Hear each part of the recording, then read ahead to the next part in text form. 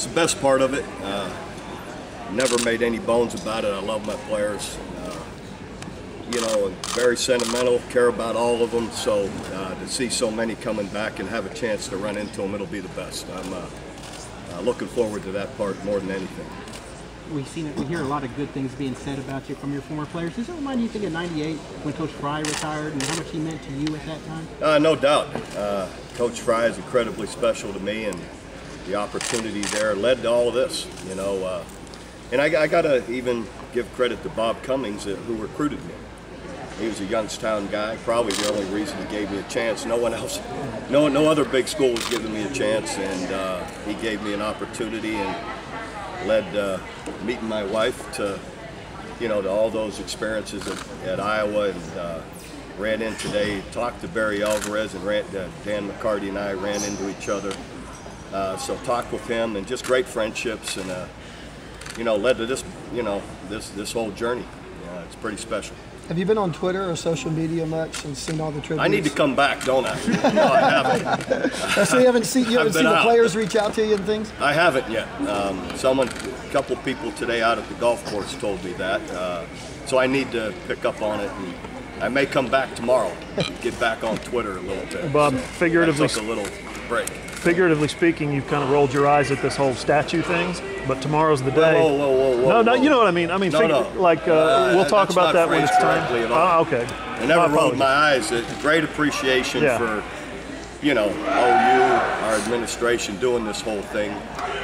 Maybe what you're trying to say, it's not in my nature to want something like that, but I so appreciate it to be in that group of coaches with, of course, Benny, Bud, and Barry, and gotten to know Barry so well.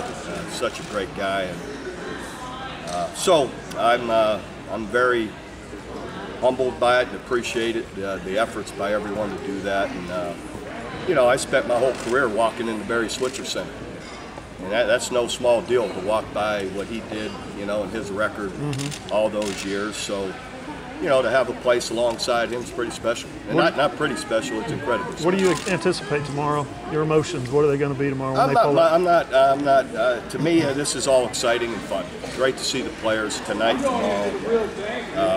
You know, it's not a place, I'm not an emotional guy when it comes to all that. It's just not my nature. But is it exciting and fun? And yeah, it's great. Listen to Clark over there, Stroud, our Dean of Students. So anyhow, emotions will be, not emotions, but just, again, appreciation for so many people. I said it when I accepted the job, when we get it turned around and we play like Oklahoma's supposed to play, it'll be because of the efforts of everybody, not just me. And and I know that. So it wasn't just me. A lot of administration, the coaches, the fans behind us, sold out stadiums, players, their efforts, and their commitment, all of that, you know, is what got it done, and not just me. Has it hit you yet that thing will be up for years and years and years after you're gone, after we're all gone? Yeah, I sort of, I don't know if it has or not. I don't know when it hits you, you know. Hopefully I'm around where I got grandkids, you know, go by and see it, but, you know, we'll see. Hopefully that works out. Coach, what's the unique part of it, you know, going through this experience is that as a coach, you're always, even when you accomplish something, you move on, start over again, you try and do it all over again. Is it hard to be, like, humbled, about something, because you're usually not thinking about when things are over, you're thinking about what's next? Yeah, that's always, you know, and I still kind of, even though I'm a year out of coaching, I still feel like there's something else coming. So I'm not ready to look back yet, but maybe I should. You make a good point. All those years I was asked that type of thing of what you've done, and I'm like, I don't care what I've done. I'm worried about what I'm going to do next year or what's coming. You know, so now it's not there. So maybe I need to start reflecting back a little more than I have. Coach, what has this whole transition been like for you, and just watching games from a different perspective this season? Was it easier than you thought, harder? No, it was hard, but it's what I expected. I knew it would be hard. It doesn't mean it's wrong. It's just such a change, you know. So it's been difficult, but I knew that, you I knew it would be, and that, you deal with it and you keep moving forward. But again, that doesn't mean it isn't the right. It wasn't right for me. It was. It's just haven't adjusted to it totally, and that's okay. I am little by little more travel, little more golf, a lot more golf, little longer workouts, not having to hustle back to a meeting. So it's all been good. I don't know. We'll see. Right. Well, I'm playing at a 12 right now, so it needs to get better. Bob, when you took over the program, it wasn't doing really well, but Mike talked about. That's an understatement. Yes, it is. But we were talking to Mike yesterday, and he was talking about how when you guys were growing up, you knew about Bud Wilkinson and you knew about Barry Switzer. Oklahoma was a great power, and it helped to make that decision easier for you. Do you agree with that? I did grow up loving, and that wasn't made up when I came here. I said that I loved Oklahoma football. Well, who didn't? The flashiness, Coach Switzer, the players, the wishbone. I mean, that was the best. So it was exciting, and winning. Everyone loves a winner, and through those years they were winners, and so I always paid attention and watched them, and that was genuine.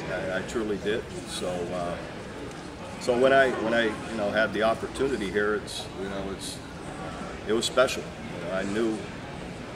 I said this before. I remember watching Oklahoma get beat bad by somebody. I'm in the Florida locker room, and I said to the coaches, I said, that's a shame. I said that shouldn't be happening, so then it happened. So just lucky that President Bourne and Joe Castiglione gave me a chance. What do you want your legacy to be here? Beyond a statue and trophies and championships, what do you hope for? Just hopefully I helped the program. I was a good steward to the university. I was good to my players. I love my players. They benefited from being around not just myself, but our coaches and our leadership. And we stood for what was right, and in so many ways, and feel like we did. Talking about yesterday, you mentioned the hypothetical of if Iowa had offered and you got there at the same time, how different things could have been if you had gone the Iowa route. Did you ever think about that, or look at what you? No, because that isn't what happened. I'm not much on hypotheticals or what ifs. I believe God has a plan for you, and obviously His plan for me was this. I'm again grateful to it and feel blessed beyond belief. How it all went. I really do. I'm not afraid to say it. For whatever reason, I've been blessed so many ways. The chance to go to Iowa. I probably had no business going to Iowa, and then it worked out for me. And I almost left Iowa after my first semester, and for whatever blessing, and I stayed. And then look what all happened. Played the next 4 years. So I did my best to follow it all up, but for whatever reason, he didn't let me. When can really sink his teeth into the changes to the spring game with the past few months? What's it been like to watch him do